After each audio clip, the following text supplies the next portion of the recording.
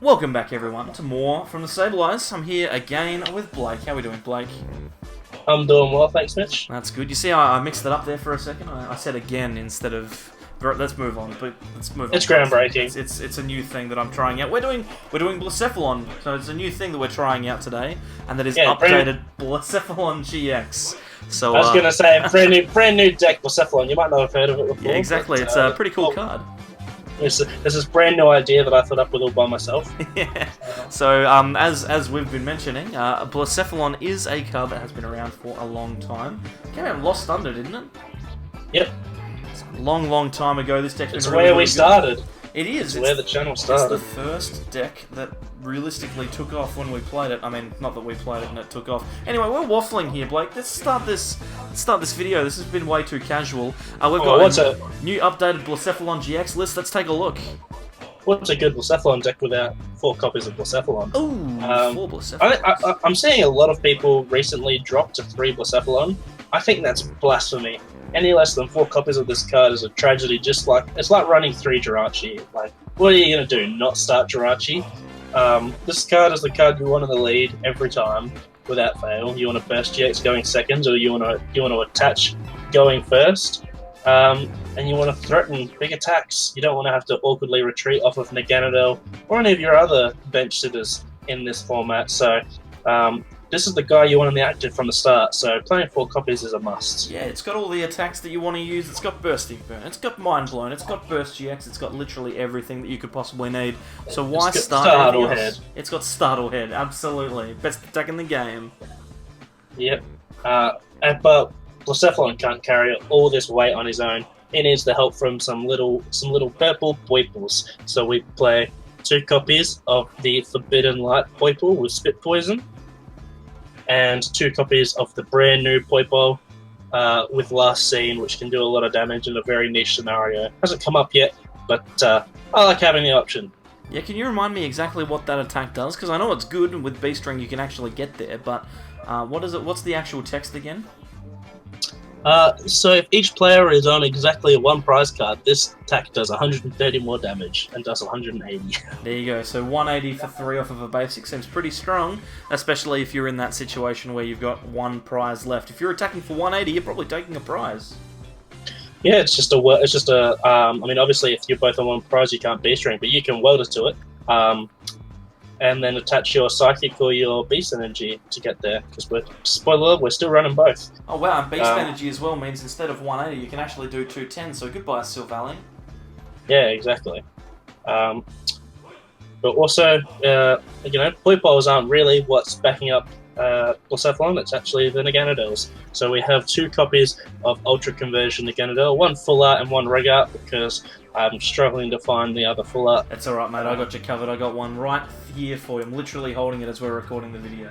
Yep, I can see it. They can't, but it looks beautiful, and I can't wait to have a matching set. But again, we're waffling. Venom Shot is good in pinch scenarios after you have activated B-String, but Ultra Conversion draws you through your cards in order to find those B-Strings in the first place, and it gives the deck some much needed consistency when you're not playing a supporter every turn. You can really get some clutch scenarios. Yeah, Naganadel GX with that Ultra Conversion is such a good card for this deck. So something that Blacephalon was always kind of lacking, that extra draw in the mid game to try and find your B-Strings. And now that you've got both this Naganadel GX and Welder, Blacephalon's so threatening. You can see hundreds of cards a turn, Blake, heaps of them. Yeah, I've played many a set against you where you have deliberately waited until the end of my turn to just tell me just how many cards I have seen in this turn to find B-Strings, because of how flabbergasted you were by the amount of cards I was going through in 1 turn. It's ridiculous. With Heat Factory, Welder, a couple Ultra Conversions, and a Dedenne, you can see an absurd amount of cards in 1 turn, and that's what this card's all about. 100%. But we're not alone. We also have 3 copies of the non-GX, the Charging Up Naganadel. It serves as a non-GX attacker, but it's mainly there for the Charging Up ability to get your Fire Energies out of the discard so that you can send them to the Lost Zone with Mind Blown. Yeah, and this is the classic Naganadel that pairs with Blacephalon. You want to get that energy in play, and it's going to do the job. And the best thing is, since you've got a really thick line there, you don't mind if you eat one or two of them with Naganadel GX to draw some cards. You're not going to be able to play at least one of them. Even if you have the perfect board state, one of those Naganadels has got to go. So perfectly acceptable to throw that away, draw 3 cards. Yeah, exactly. And you spoke about the classic the classic Blacephalon. Well, interestingly enough, I've decided to include the brand new Blacephalon in this list from the new set. As we all know, when the Venom Shot Naganadel came out, Shintaro Ito decided to innovate the deck by including an extra copy of a Psychic Energy instead of a Fire in his Blacephalon, so that Venom Shot was much more attainable rather than just relying on the Beast Energy in order to be able to use it. And turns out that Psychic is also the cost required for the Baby Blacephalon. And you can get to some really cool plays when you have access to 12 damage counters.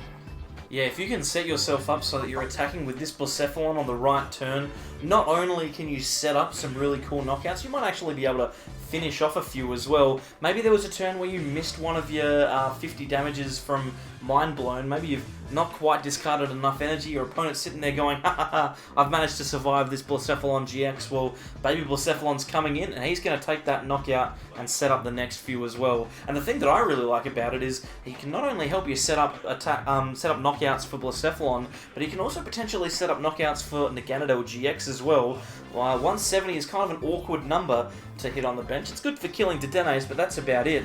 Now that you've got Blacephalon doing up to 12 damage counters, minimum of 4, then you're going to be able to hit 210 pretty easily, potentially even take big knockouts on some of those larger GXs that people are hiding away on the bench. Really cool card, I like it.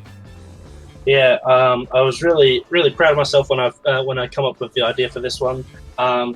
Previously, the deck ran new. I've elected to cut it in my first draft of updated Blacephalon, but I found myself using Side Power a lot in decks where they were off of intervals of 50 damage increments. Against decks like Mew Mew, I would use Psi Power to put 20 damage onto the Mewtwo to get it to 250, and then I would also chuck the last 10 on a Dedenne to get it to 150, so that fix my numbers up a little bit. And this Blacephalon can do just that as well, with a welder for 1 energy and attachment as well, so it doesn't even need to rely on B-String. Yeah, it's a little bit more of a commitment, but when it gets off that 12 damage counter turn, it can be really crippling, and I'm excited to see it specifically in action in this list.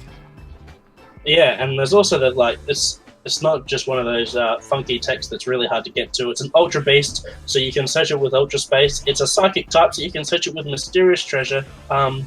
But an added bonus to that is it can also be eaten by Ultra Conversion, which just gives you one more extra card to discard to draw 3, which is just an added buff to the deck, just having more Ultra Beasts. Almost no reason not to play it. Like, the more you say it, it's strange that we didn't immediately just go, yep, this goes straight into this deck as soon as it comes out. Yeah, exactly. And, well, there's one final card for this list, and it is one copy of Dedenne GX. As soon as this card came out, I believe Blacephalon's been playing one copy of it, and it's because you need to be able to find B-Strings on B-String turn, and Dedenne is going to do that for you. You're going to discard whatever clunky hand you may have had after failing to find B-Strings before, and then you need to see six fresh new cards from just all New Zealand at the moment. Yeah, that was a bit of 6 fresh. That was a struggle there. That is a struggle. We are struggling with words today. 6 fresh new cards, and hopefully find ourselves those B-Strings we need to pop off on those turns. Yeah, and that's those turns where you start to see all of those cards.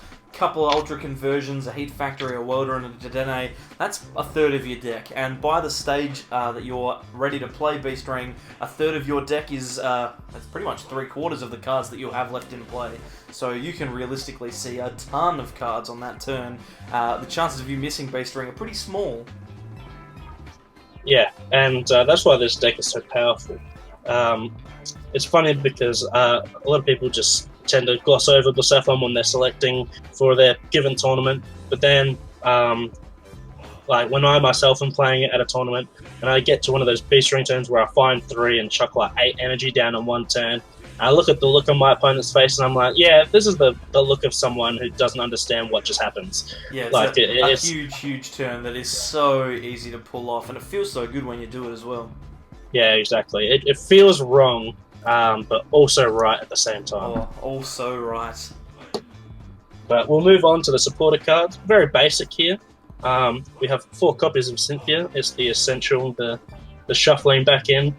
Sometimes you might need to shuffle in your B strings when you're trying to get through your deck in the early stages when you don't need them. It's one of those cards that just has a very specific timing to it. So Cynthia's great at shuffling those back in, and then you get to your more important resources like your treasures, your cherish balls, your ultra spaces, and your energy. So, like lots of other decks that rely on a little bit of setup, Blacephalon does occasionally get those clunky hands, those Blacephalon hands that are all awkward. Like you got a couple of Naganadels and a Beast Ring and a bunch of stuff that you just can't play. Cynthia's perfect for those turns.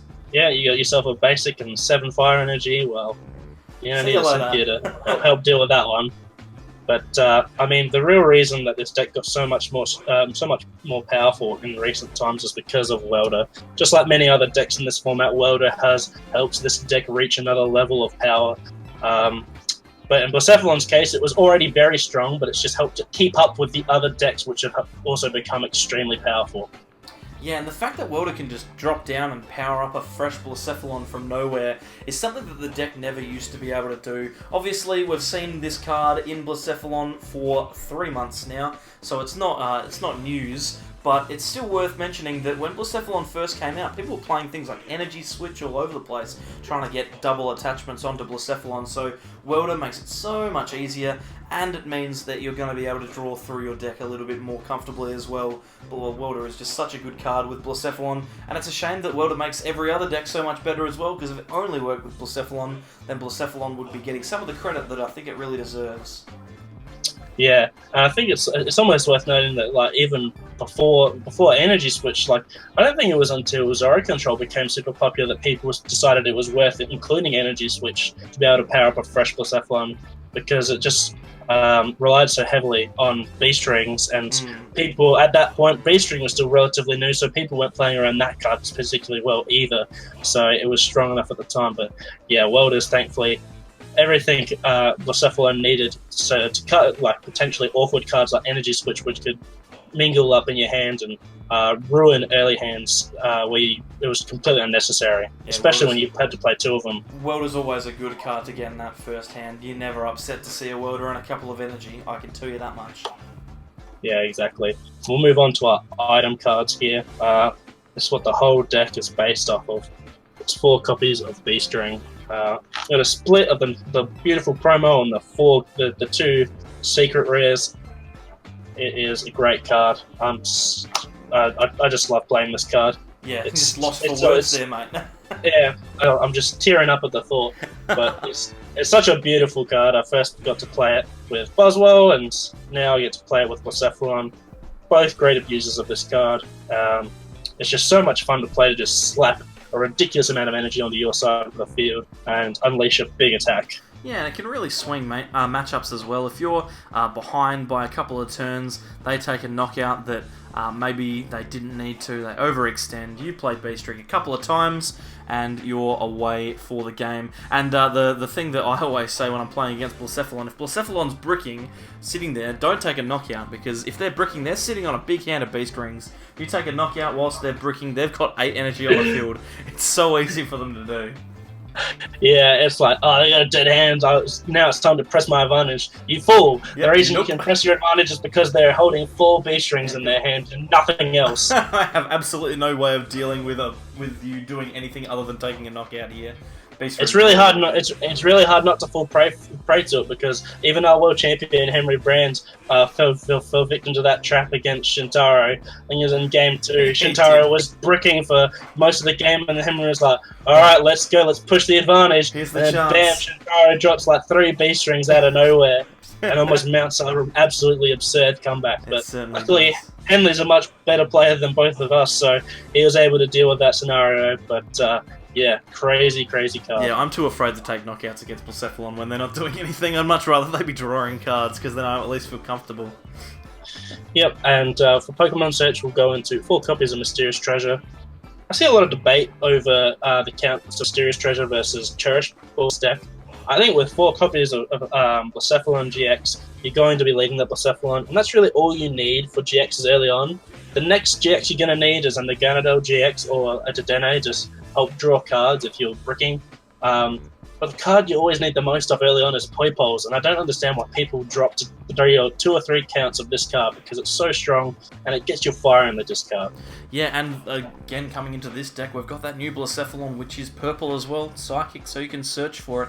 Mysterious Treasure, a very, very critical search component for this deck, along with some of the other cards that we've got. I don't think I'd go any lower than 4. 4 is probably the perfect number of Mysterious Treasure in this list, just because, like you said, you do need Naganadel. You need it a lot. Like, as much as we've got Welder and B-String and stuff, you still need that general support to get that energy into play. Yeah, your early game is hard to get going without the help of a really good early Welder. But unlike other fire decks, there's not as much support to help make sure that Welder is going to be a guaranteed 2 energy attachment every turn. It doesn't play Giant Hearth, doesn't play Fiery Flint, or anything like that. And in no elaborate way to make sure you're always playing Welder every turn. If Welder comes up and you have 2 energy, great, but it's because you're playing so many fire that it happens so often. Yeah. Which is why, and the new Mysterious Treasure, the Mysterious Treasure also searches out the new Naganadel as well as all the Psychic types, so I see no reason why it should ever be a lower count than Cherish Ball. Yeah, I think 4's pretty good. Speaking of that card, we are playing 3 copies of Cherish Ball. I think this is the right amount. It's enough to help you find, to mix in with your regular search to find up a backup Blacephalon, a Naganadel GX, or a Dedenne. Yeah, or Dedenne on the B-String turns, or if you're just bricking early. Yeah, and I think that the Cherish Ball is most important for finding Dedenne, because realistically we can search for Blacephalon with Ultra Space if we have to, so Dedenne is the card that Cherish Ball is super important for. I think that if Dedenne was Psychic or an Ultra Beast, then you might even consider going down to an even lower Cherish Ball count, but since the Dedenne is so important on those specific turns, we've got to have a way to find it, and the other 2 can be used for other support as well, so pretty good. Yeah, and I think in this deck, Ball Search is you can never have too much of it, because once Naganadel GX is set up, both of these search cards can help you find Ultra Beast to discard and draw 3. So after Naganadel GXs are down, each of these cards represent draw 3 cards instead of just searching out for Pokemon. So yeah, exactly. There's also that to consider as well. 100% good cards in general.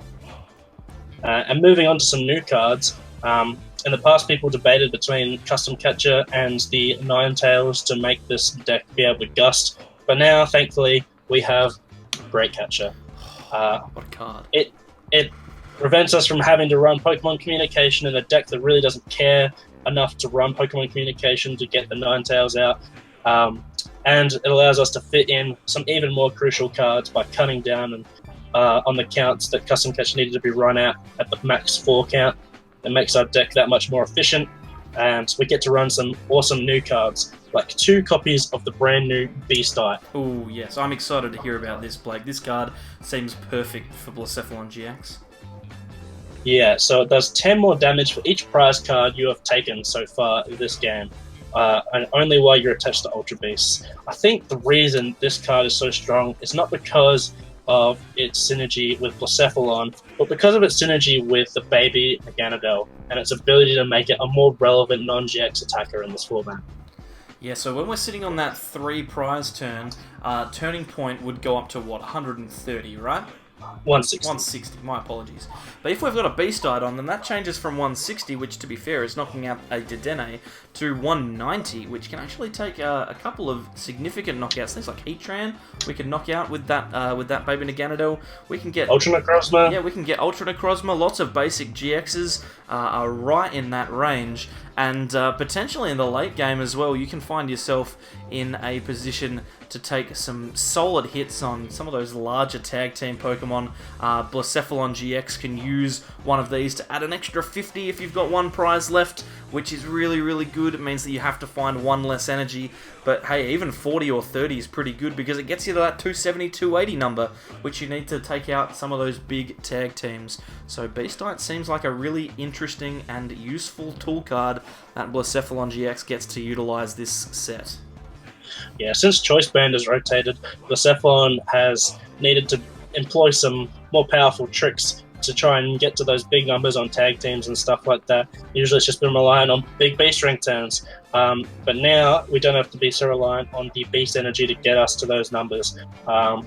We can be a bit more open about how we use beast energy in the early game, because beast diet is only going to be potentially stronger going forward into the late game. Yeah, and the thing that I think is most important is that it allows you to potentially save an energy on the field. So if in the past you needed to do 240 damage, maybe you need to knock out a Pikarom or something like that, you're going to need to burn all 5 energy that you have on the field of play. But if you've got one of these beast diet and you've taken a couple of prizes, maybe you've got a beast energy attached down to beast diet as well, you're going to be able to take that knockout without using that energy. So you can maybe hold on to one, give yourself access to a bigger knockout later in the game.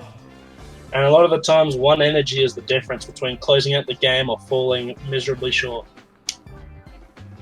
And we'll move on to another new card. It's also a tool card. It is the what was it? The Island Challenge Amulet. Island Challenge Amulet. Yeah, it's a peculiar name. This is the card that I'm actually most excited for in this list, because when Blake, you told me about your ideas for the new cards, I was like, this is actually a sick idea.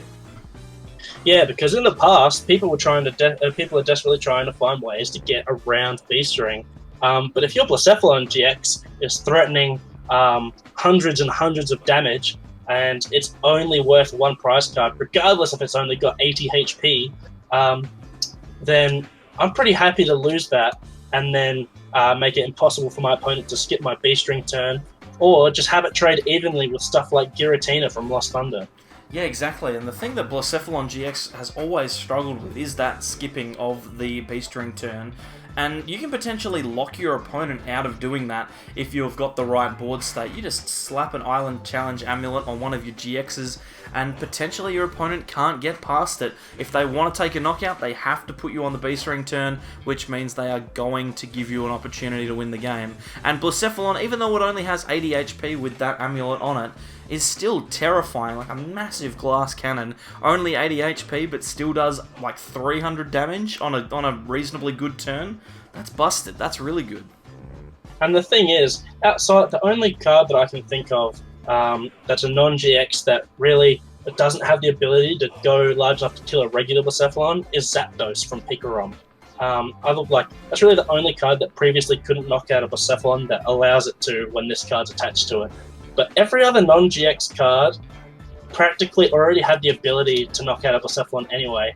I think of Turtonator from Ability Reshizard, Baby Blacephalon from Ability Reshizard. There's a bunch of babies that, and Tapu Fini, of course, as well, famously ruins Blacephalon's day because it trades 1 for 2 with easily, for one energy.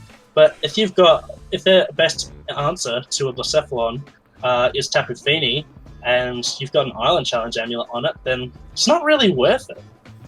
Yeah, so I'm excited to see how it works in testing. Obviously, it's all well and good for us to sit here and talk about how potentially good it is, but I want to see how it goes when we put it up against some of the decks that we've been testing in the last couple of days, because, yeah, Island Challenge Amulet potentially gives Blacephalon an opportunity to swing some matchups that it might not have been able to before. Yeah, and the other reason, which I just forgot about just for a small amount of time there, was that it's also another bit of prize control that we need to be able to make sure that we can declare the Baby Blacephalon's attack for the 12 damage counters as well instead of the 4, which is another key component of why this card is so strong. Yeah, exactly. You don't want your opponent to just knock out 2 GXs and miss that 12 damage counter turn. You can force your opponent to go down to 3, that's Beast Ring turn, set up a Blacephalon, set up a Baby Blacephalon, do 120 snipe to any and everything on your opponent's side of the field, and ask him to deal with that board state, because it's an incredibly powerful turn. Yeah, it certainly is. And we'll move on lastly to the stadiums. We play 3 copies of Ultra Space and a copy of Heat Factory. It's pretty much been the stadium count since time in memoriam. That's just the count. Yeah, there's no better stadiums that this deck wants to run. Ultra Space, obviously very powerful, being able to search out every card in the deck apart from the Dene. And Heat Factory is one of those cards that if you've got Fire Energy, you're playing, at the moment everything's playing Fire Energy, you might as well just play it in every deck, to be fair. Yeah, it's really funny, but it's true.